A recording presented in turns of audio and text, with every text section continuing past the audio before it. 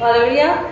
आइए आज के कलाम की ओर बढ़ते हैं। आज के मनन के लिए हम पढ़ेंगे और सुनेंगे नीति वचन 25 अध्याय और उसका 28वां वचन, प्रोवर्ब्स 25:28। नीति वचन 25:28। जिस मनुष्य की आत्मा उसके वश में नहीं, वह उस ध्वस्त नगर के समान है जिसकी दीवारें ढह गई। खुदा परमेश्वर अपने वचन के पढ़े और सुने जाने पर आशीष दे। आमीन। आइए दुआ करेंगे। खुदा हम फिर एक बार शुक्रिया अदा करते हुए आपके कदमों में आते हैं। हम इस लायक नहीं, हमारी बुद्धि इस लायक नहीं। खुदावन पाक रूह हमारा सहायक है, क्योंकि वही अधिकार है, उससे सारा अधिकार है, क्योंकि उसने ही, पवित्र आत्मा ने ही उन वचनों को हमें बताया है। He is the author. पवित्र आत्मा हम आपके हाथों में आते हैं। इस वचन को समझने, सुनने, गहराई में जाने, विश्वास करने, पश्चाताप करने, नया मन आत्मा लेने के लिए आप हर एक की अगुवाई कीजिए। मेरे होठों को अग्नि से छूकर आप मुझ में अगर बोले, आप बताएं कि हम सब आपके जलाल के लिए समर्पित ऐसा होने दीजिए। मांगते खुदा यीशु मसीह के नाम में, आमीन। खुदा का फिर एक बार शुक्र करेंगे आज के पाक दिन के लिए कि हमें जिंदगी मिली। हम उसके घर में आकर इबादत कर सकते हैं और साल का और महीने का पहला रविवार हम भागशा यानी कि पवित्र प्रभु भोज को ले सकते हैं। 18वीं सदी और उससे भी पहले, उस बीच में 17-18वीं सदी के बीच में यूनाइटेड स्टेट किंगडम में एक प्रेसिडेंट बने और प्रेसिडेंट के साथ साथ एक वाइस प्रेसिडेंट चुने गए। वाइस प्रेसिडेंट एरोन बर्ग, जो कुछ समय बाद प्रेसिडेंट हो सकते थे, लेकिन इतिहास बताता है कि प्रेसिडेंट तो वो हो नहीं सके। लेकिन जब वो गुजरे, जब इस दुनिया से रुखसत हुए, तो बताया जाता है कि उनके मौत पर कब्रिस्तान में केवल 10 लोग खड़े थे और लोग बड़े आश्चर्यचकित हुए कि इतना बड़ा वाइस प्रेसिडेंट, जाना माना व्यक्ति, केवल 10 लोग इसके फ्यूनरल में कैसे हैं। लोगों ने जानने की, ढूंढने की कोशिश करी और समझ में आया कि हमने जब ये वचन पढ़ा है, जिस मनुष्य की आत्मा उसके वश में नहीं, वह उस ध्वस्त नगर के समान है जिसकी दीवारें दे गई है। पुराने समय में, एंशिएंट समय में, आपको शायद पता होगा कि नगरों शहरों के बाहर उसके चारों ओर क्या होती थी? एक दीवार होती थी, उसको सुरक्षित रखने के लिए। वो दीवार अगर है तो वो शत्रुओं से, जंगली जानवरों से वो शहर सुरक्षित रहता था, बचा रहता था। लेकिन अगर वो दीवार ढह गई तो वो शहर सुरक्षित नहीं रहता था। यहां पर परमेश्वर का वचन इसी बात को समझाने के लिए हमसे बात कर रहा है कि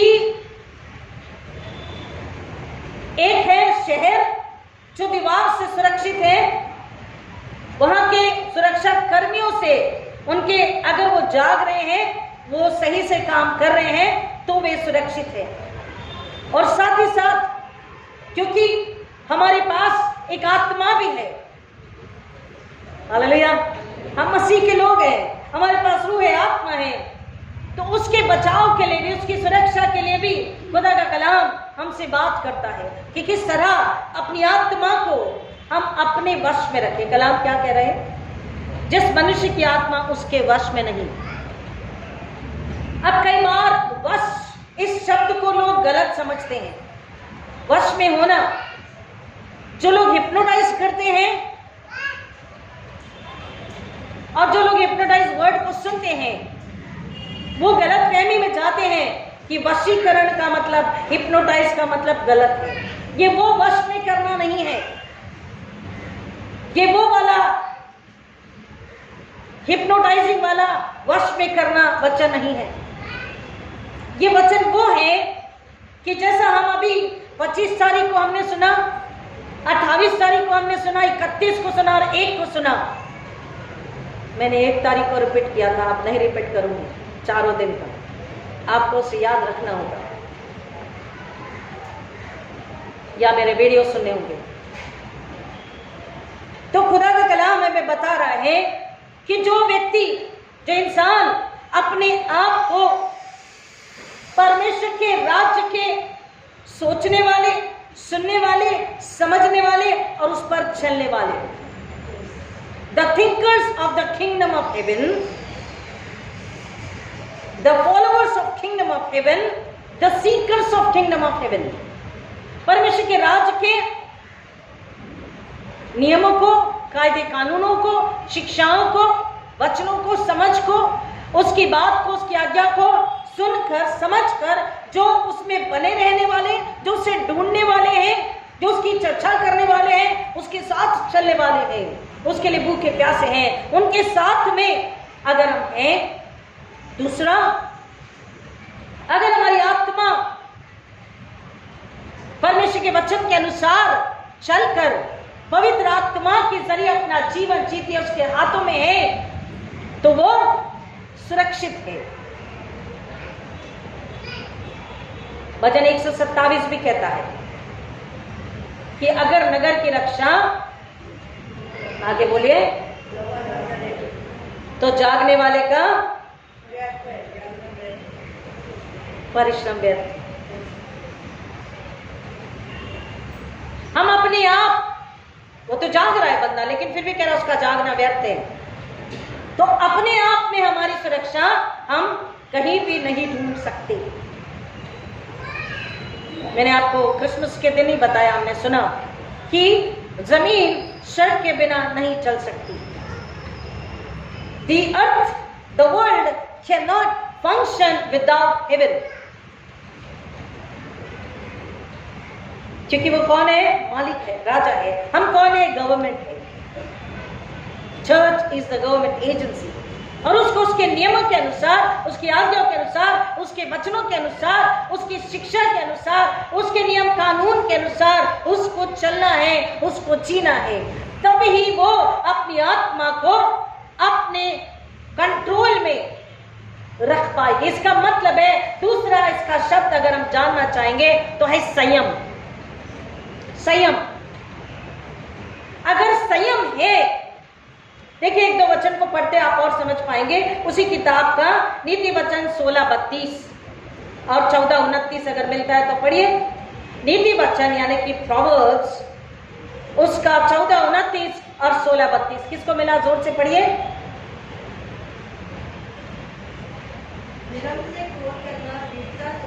विलंब से क्रोध करना,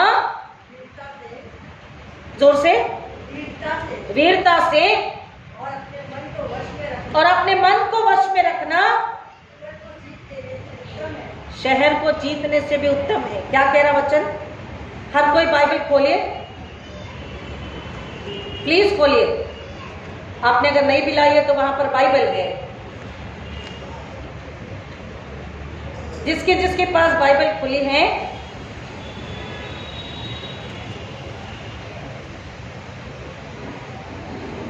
नीति वचन 14:29 बाइबल अगर खुली है ना, जिसके जिसके पास है पड़ोसी को भी शेयर करें, बताएं, ठीक है? हम उसको एक साथ पढ़ते हैं, सब एक साथ पढ़ते हैं। जो क्रोध करने में विलंब करता है वह बड़ा समझदार है, परंतु जो शीघ्र क्रोध करता है वह मूर्खता को बढ़ाता है। अब यहाँ पर जो शब्द है, जो द वन है ना, जो और वह में, मैं अपना नाम पढ़ूं और आप अपना नाम पढ़े। हालेलुया, आमीन, आमीन। तो हम समझ पाएंगे। मैं अगर पढ़ूं, मैं क्रोध करने में विलंब अगर करती हूं तो मैं बड़ी समझदार हूं, है ना?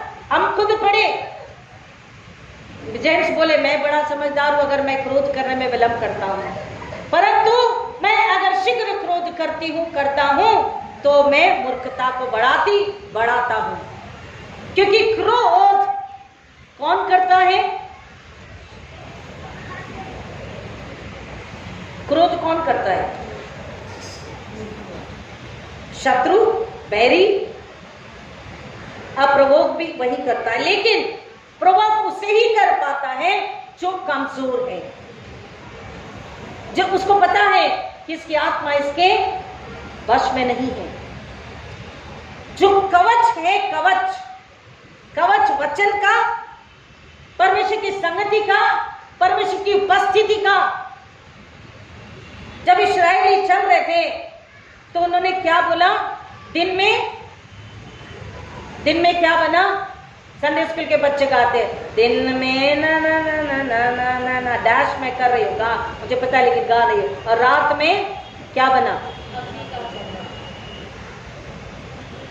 तो वो बादल और आग के जरिए अपनी उपस्थिति को उनके साथ रखे हुए था।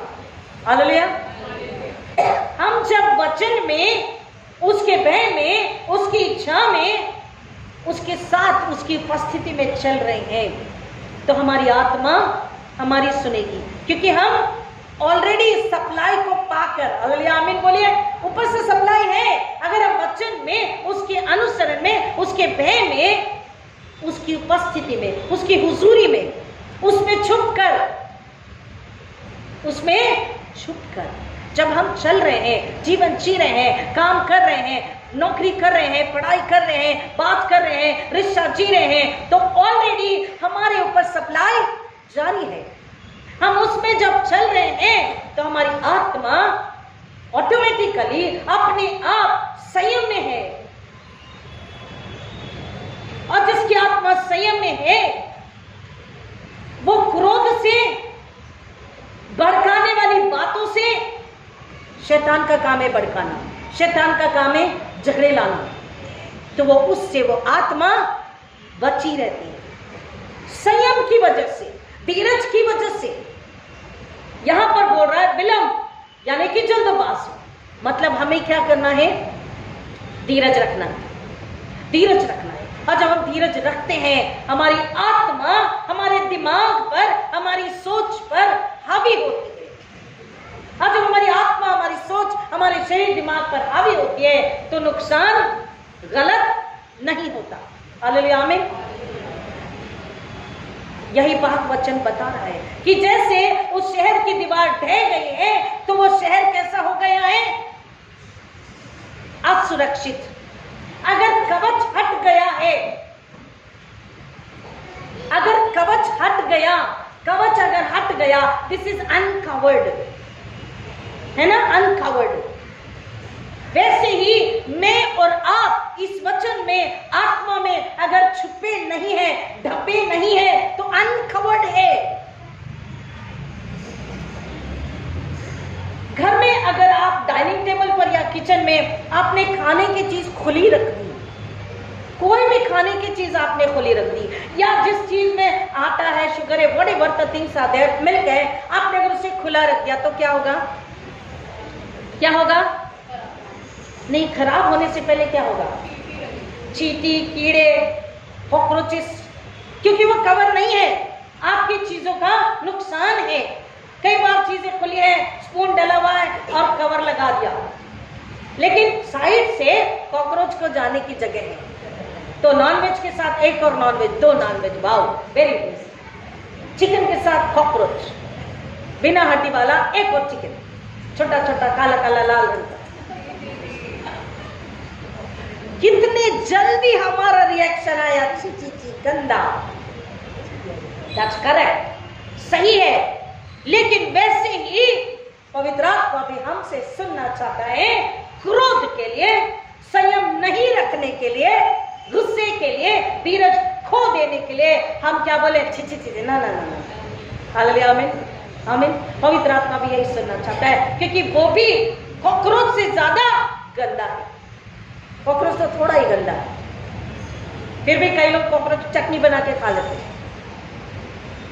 आज चिकन कोई नहीं खाएगा, सबको कॉकरोच की याद आएगी।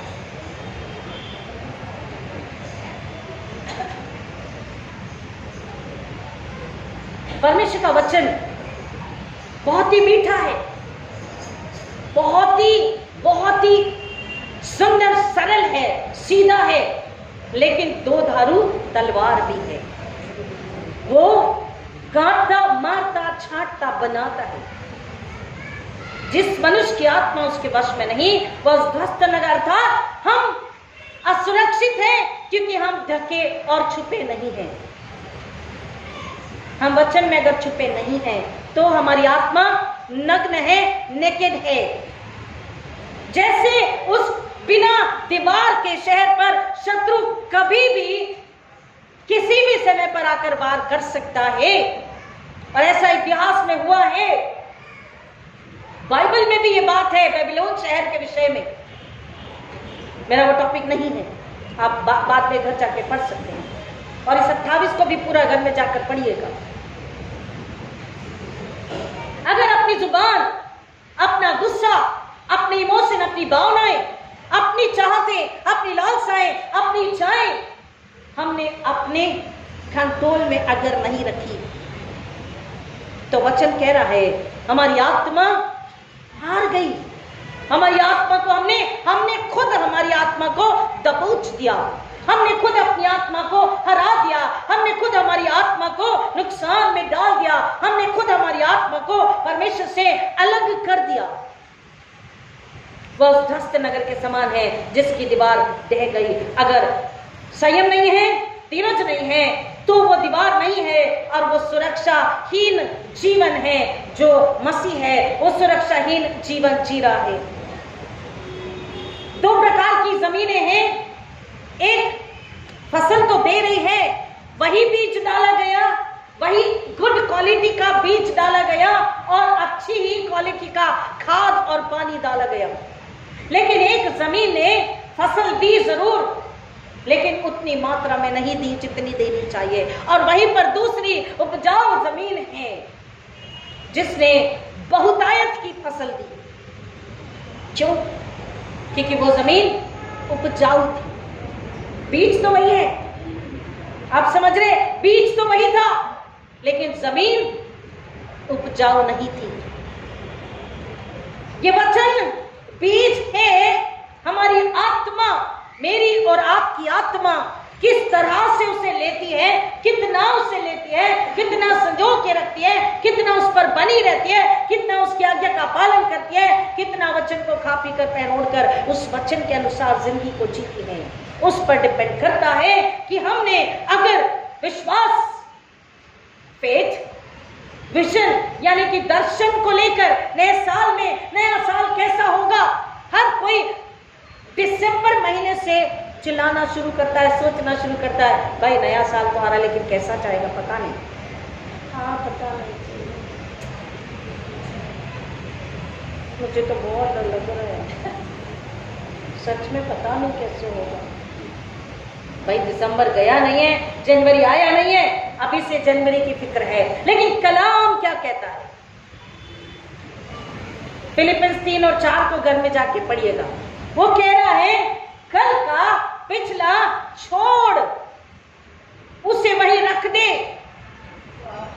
और सुंदर में, नए में, पवित्रता में, जीवन में जो है, जिंदगी में जो है, उसको ले और आगे बढ़। तो आगे बढ़ने के लिए दर्शन चाहिए, नहीं तो हम यही बोलेंगे हाँ पता नहीं, डर लग रहा, नया साल कैसा है। नया साल कौन संभालने वाला है? हर दिन कौन संभालने वाला है? हर दिन अब तक किसने संभाला है? क्या हमने अपने आप को संभाला? ना जी, खुदा, प्रभु यीशु मसीह, पवित्र आत्मा, उसका वचन, उसका अनुग्रह, उसकी दया, प्रेम, उसकी सुरक्षा हमें संभालती आई है। वही आगे संभालेगी, वही आगे संभालेगा। तो हमें उसके हाथों में आना है, और दृढ़ विश्वास, एक विजन के साथ और एक उद्देश्य के, एक पर्पस के साथ। मेरे जीवन में मैंने एक उद्देश्य को लिया है और एक विजन है इस नए साल में 365 दिन में कि सोमवार को एक के लिए दुआ, मंगलवार को दूसरे के लिए दुआ, बुधवार को तीसरे के लिए, और हमने दूसरे वीक में फिर और किसी के लिए, फिर तीसरे वीक में और किसी वजह के लिए, फिर चौथे वीक में और किसी वजह के लिए। इस तरह से हमने दिन को और वीक को बांट दिए दुआ के लिए, उस व्यक्ति के लिए, उस कलीसिया के लिए, उस घराने के लिए, उस देश के लिए, उस राष्ट्र के लिए, उस कारण के लिए, उस वजह के लिए, उस बीमारी के लिए, कि उस बीमारी से, उस बंधन से, उस घराने, उस व्यक्ति को निकालना है। अगर हमने समय को बांट दिया, एक समय का पक्का टाइम टेबल बना दिया, मैंने आपसे कहा था न्यू ईयर के दिन में। एक हमारी आदतें और दूसरा वक्त।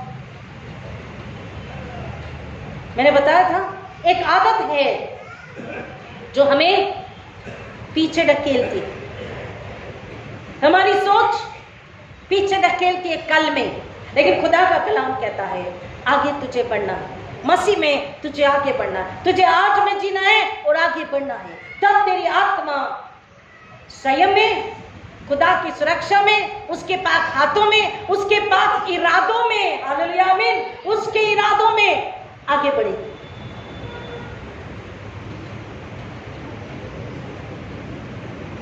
एक उद्देश्य है, एक विजन को ले लिया है कि मुझे इतने लोगों के लिए दुआ करनी है और इन लोगों को मसीह में लाना है, या फलाने व्यक्ति के लिए, फलाने रिश्तेदार के लिए, हमारे अपनों के लिए भी हमको क्या करनी है, एक टाइम टेबल बनाना है, एक उद्देश्य। जब वो स्वर्ग का, क्योंकि परमेश्वर का भी तो उद्देश्य हमारे रिश्तेदारों के लिए है, हमारी कली से, हमारे घराने, हमारे पड़ोस के लिए है, कोऑर्डिनेशन कमेटी के लिए है, बॉम्बे रीजनल कॉन्फ्रेंस के लिए खुदा का उद्देश्य है। और वही उद्देश्य अगर हमारा भी है तो वो बात पूरी होती है कि जहां 2 या 3 मेरे नाम से इकट्ठा है वहां मैं हूं। तो हमारा इरादा, हमारा उद्देश्य और हमारा आगे के लिए विजन, एक दर्शन कि मुझे इसको पूरा होते देखना है। जब विश्वास के साथ विजन को लेते हैं, दर्शन को लेते हैं और उद्देश्य लेकर के आगे बढ़ते हैं, तो परमेश्वर का वचन कहता है कि उसका इनाम तुम्हें क्या मिलता है, बहुतायत, जय और उसका जय का प्रभाव, अबंडेंस, विक्ट्री एंड इंपैक्ट। उसका इंपैक्ट ऐसा पड़ता है कि वो फैलता है। जैसे एक ने छींका, सर्दी खांसी है, तो दूसरे को 2-4 को तो होना ही होना। वैसे ही ये इंपैक्ट है, हालेलुया, वैसे ही इंपैक्ट है दर्शन लेकर, उद्देश्य को लेकर, दृढ़ विश्वास पे जब हम उसके पीछे चलकर अपनी आत्मा को संयम में रखकर, विश्वास में, प्रार्थना, प्रेम में रख करके हम परमेश्वर के दिए नियम, कायदे, कानून, सिद्धांत, वचन, उसकी शिक्षा को लेकर के जब हम आगे बढ़ते उसके साथ में, तो परमेश्वर का वचन कहता है वहां पर बहुतायत है, वहां पर इनाम है, वहां पर छुटकारा है और वहां पर प्रभाव। वो बात जरूर डालती है, वो आत्मा जरूर डालती है, खुद के लिए, घराने के लिए, परिवार के लिए, कलीसिया के लिए और 4 दीवारी के बाहर जिनके लिए खुदा ने अपने गवर्नमेंट, अपनी एजेंसी बना करके हमको रखा है। दूसरा, आत्म संयम, धीरज जो है, आत्मा को वश में करना जो है, वो ये ऐसा है कि वो आत्म संयम, वो धीरज हमको बुराई से, पाप से, संसार से, शरीर से डिशुम करने की, लड़ने की ताकत देता है। Am I right? कॉकरोच दिखा तो बोला लाल हिट लाओ, वो उसे मार देगा। ठंडी लगी तो जैकेट पहन लिया, अभी ठंड है तो हर कोई स्वेटर जैकेट पहने हुए, बारिश है तो रेनकोट पहनते। वैसे ही हमारी आत्मा खुदावंद यीशु मसीह के साथ में जब है, संयम में है, वश में है, तो वो हमको, हमारे दिमाग को, हमारी सोच को, हमारे शरीर को आजमाइशों से लड़ने की ताकत देती है, बुराई से लड़ने की ताकत देती है। वो कवच साबित होती है, कवच, ढाल साबित होती है और उसमें हम सुरक्षित रहते हैं। कितना भी तकलीफ, वेदना, पीड़ा क्यों न हो, हम उसमें सुरक्षित रहकर, हम उस कवच में सुरक्षित रहकर हमारी आत्मा को सुरक्षित रखते हैं और हमारी आत्मा को नुकसान और विनाश से बचाते हैं। ये ऐसी आत्मिक ताकत है, चाहे कुछ भी हो जाए, पूरी दुनिया चाहे हमसे अलग हो करके हमारे विरोध में खड़ी हो जाए, अगर हम अकेले भी खड़े हैं तो भी हम कमजोर नहीं होते, हम डरते नहीं, हम हारते नहीं, हम झुकते नहीं। नीति वचन बहुत सुंदर है, नीति वचन को प्लीज घर में जाकर पढ़िएगा। कहता है सुअर की नाक में नथ, ये फबती नहीं, वैसे ही धर्मी का दुष्ट के आगे झुकना ये बुरा है। धर्मी का दुष्ट के आगे झुकना ये बुरा है, ये गलत है। तो परमेश्वर लड़ने की ताकत उस आत्मा को देता है, आत्मिक ताकत को हम पाते हैं और अपनी आत्मा को हम अपने काबू में रखते हैं, परमेश्वर के संयम में रखते हैं। जब भीतर स्ट्रॉन्ग है, जैसे कहते हैं आपकी इम्यूनिटी अच्छी है, इम्यून पावर है, तो आप बार बार बीमार नहीं पड़ेंगे। वैसे ही आत्मिक जीवन में, मसीहत के जीवन में, विश्वास के जीवन में अगर आत्मा, हमारी आत्मा भीतर से ताकतवर है, सुरक्षित है, मजबूत है, ढकी हुई है, परमेश्वर के पास छुपी हुई है, आत्मा के आनंद में है, आत्मा की बहुतायत में है, तो उसका बाहर भी, हालेलुया, उसका बाहरी जीवन भी, शरीर, संसार, उसकी सोच समझ, उसके घर में भी क्या होगा? वही बहुतायत, वही आनंद, वही सुरक्षा कवच, वही मजबूती, वही आनंद और वही बहुतायत होगी। आत्मिक आनंद, आत्मिक जीवन आश्रित होगा, हमेशा के लिए होगा, बना रहेगा, क्योंकि वो व्यक्ति, वो आत्मा क्या कर रही है? उस पुरानी मेंटालिटी को लेकर आगे नहीं बढ़ रही है। अपने मन के नए हो जाने से, हमने रोमन 12 में 1 तारीख को सुना, अपने मन के नए हो जाने से, अपने मन को नया बनाना, मन से पुरानी बातों को, मेंटालिटी जो पुरानी है उसको निकालना है, क्योंकि पुरानी मेंटालिटी हमें अंधा बनाती है। किस चीज के लिए? आने वाली सुंदर अपॉर्चुनिटीज, सुंदर योग्यता, सुंदर बातें, सुंदर इच्छाएं, लालसाएं, सर के लिए, और सर का इनाम जो खुदा ने हमारे लिए रखा है, उसके प्रति हमें क्या कर बना देती? अंधा बना देती है। आने वाली सुंदरता को, आने वाली सफलता को, आने वाली आशा को, वो पिछली मेंटालिटी कल हमें देखने, गुजरा हुआ कल हमें देखने नहीं देता। ये किसकी इच्छा है? ये शैतान की इच्छा है कि हमें ना मिले और फिर हम कुड़गड़ाएं, फिर हम गलत करें, हम गलत में ही रहें। हम अगर अपनी आत्मा को अपने संयम में नहीं रखे हैं, पुरानी मेंटालिटी में कल में अगर जी रहे हैं, नए साल में आने के बाद भी बादशाह थोड़ी देर में प्रभु गोद लेने वाले, हम उससे मांगे कि हमारा पुराना कवच, हमारी पुरानी सोच, पुरानी मेंटालिटी, सब कुछ यीशु मसीह आप दूर करने में हमारी मदद करें, और हम परमेश्वर के साथ, उसके राज्य के साथ, उसके राज्य की शिक्षाओं के साथ, उद्देश्य और विजन यानी दर्शन के साथ में हम एक होकर, स्वर्ग के राज्य के सिद्धांतों के साथ अलाइन होकर के, एक होकर के हम खुदा आपके साथ चले, ताकि वो दीवार कितना भी संसार शरीर ढोना, उसे गिरा देना चाहे, तो वो दीवार ढहे नहीं, वो मजबूत स्थिर खड़ी रहे। अन्यथा हम और हमारे घराने कैसे होंगे? उस ध्वस्त नगर के समान है जिसकी दीवारें ढह गई थी। हमने एक वचन को पढ़ा था, अभी एक और वचन को हम पढ़ते हैं, नीति वचन 16:32, नीति वचन 16:32, 16:32, नीति वचन 16:32, 16:32। विलंब से क्रोध करना, वीरता से अपने मन को वश में रखना, नगर को जीत लेने से उत्तम है।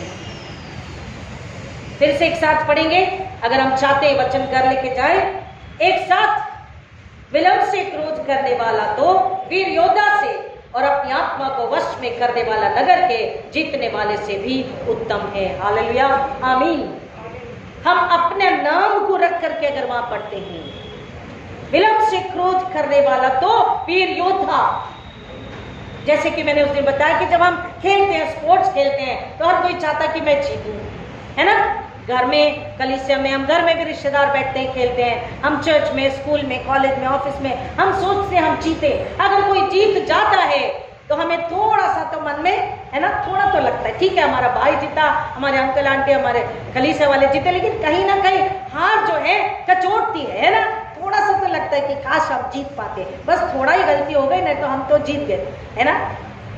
वैसे ही इस बात के लिए भी खुदा कलाम कह रहा है, हमको अपनी आत्मा को कचोटना है, अपनी आत्मा से बात करना है और खुदा के पात्रों के हाथों, सहायक के हाथों दे देना है और अपने आप से बात करना है कि अगर मैंने क्रोध करने में विलंब किया होता तो मैं वीर योद्धा के समान अपनी आत्मा को, अपने जीवन को चला करके खुदा के सामने फल लाने के लिए सौंप सकता होता।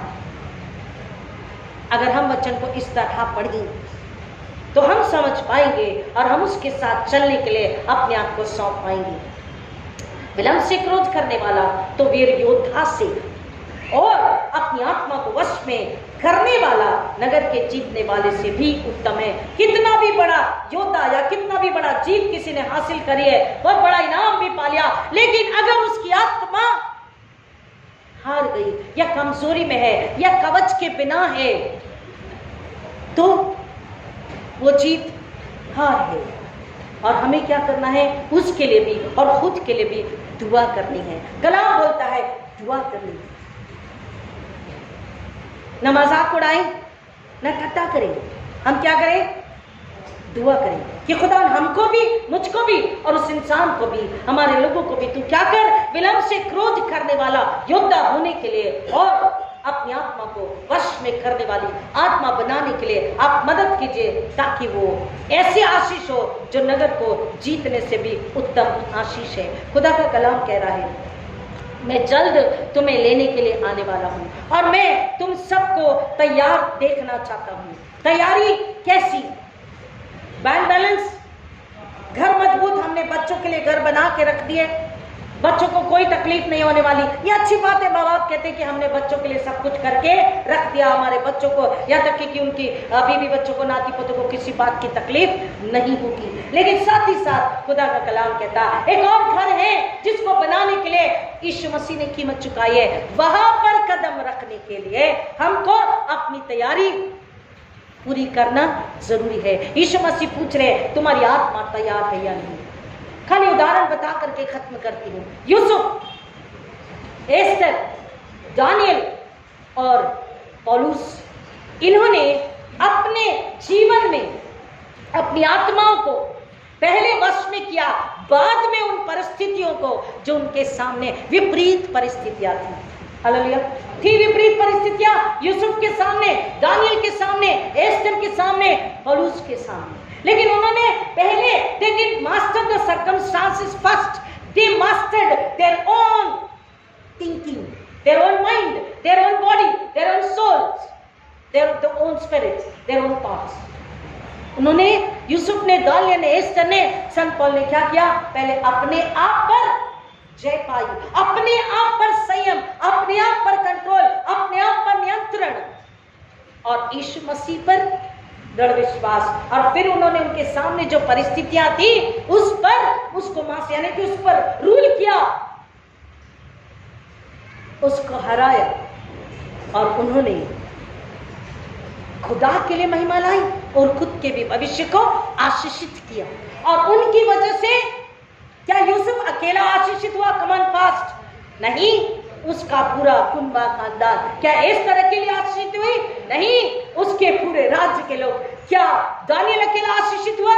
नहीं, कह रहा धन्य उसका परमेश्वर। और संत पौल, पौलुस क्या अकेला आशीषित हुआ?